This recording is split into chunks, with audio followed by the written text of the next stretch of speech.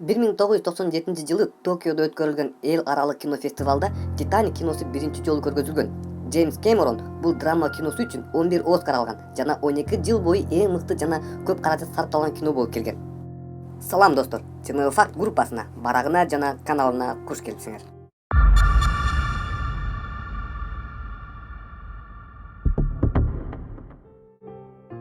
Бул «Титаник» киносу мына азыркы убакка чейин деле эч бир кинодон өз статусун калтырбай келет.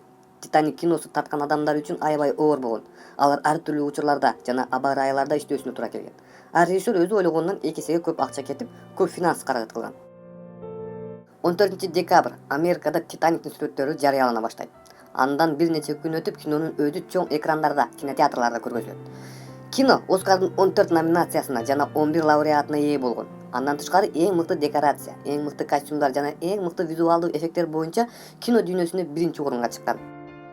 Мындай чоң ийгиликтерге жетүү үчүн кино бюджети $2 миллион сарптаган.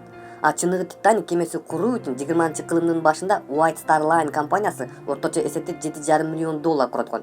Ошол убактагы акчанын күчүн эсептегенде жана 1997-жылдагы инфляциясы менен 2000-жылдагы доллардын күчү $150 миллион болмок.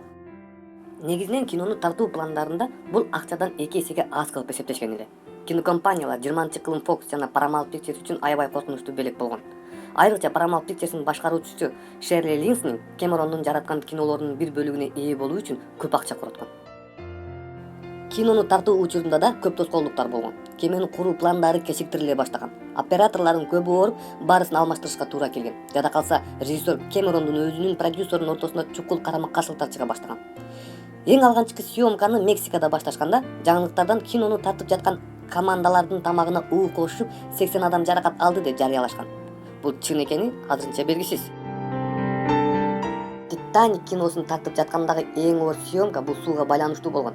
Биринчи эле кезекте Кэмерон суу астын тартуу жана ал жака декорация жасоо көйгөй жараткан. Мындай съемкалар көп каражаттуу болсо да өтө кооптуу болгон. Деңиз астын тартуу үчүн океан жээгине 2 эбегейсиз чоң суу асты сактагычты курушкан. Кино тартуу командалары мындай сууда бир нече саат туруусуна туура келген. Жада калса, баш ролдогу Кейт Уинслет мындай съемкадан кийин көкүрөгүн шамалдатып ооруканага да жатып калган. Съемка учурунда дагы бир кыйынчылык кеменин ичине суу киргизүү эле. Ал үчүн кеме декорациясын жасашып, бир гана дубль болуусу зарыл. Ийгиликсиз съемкадан кийин кайрадан декорацияны жасоо жана сууну дагы кемеге киргизүү бул чоң эле сумманы түшкөн. Режиссер Кэмерон командасы аябай жогорку сапатта иштешкен. Кеменин жогорку палубасы чынында майда жабдууларга чейин көңүл буруп курушкан. Деги бардык жыгачтары жана эшиктери алар канча салмакта экенин так жана туура аткарышып жасашкан.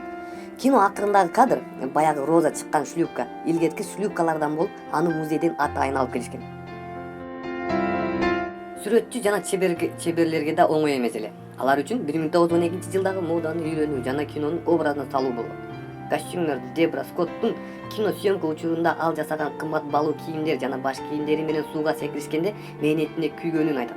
Деги ошол учурда режиссер Кэмерон бардык актерлорду сууга секиришине жана сууда көп адам болушун каалаган эле. Кино каармандардын жүзүндөгү тонгон муз бөлөкчөлөрүн жаратуу үчүн воск жана атайын спец порошок менен жасашкан. Воск дегенде бизде барбы же жокпу билбейм. Воск, ал шам эригендеги суюктукка окшогон нерсе да. Ооздон чыккан бууну компьютер жардамы менен кошушкан. «Титаниктин» тумшугун кол менен курууну көздөгөн Кэмерон кайрадан ойлонуп, компьютер жардамы менен лайнердин тумшугун жасаткан.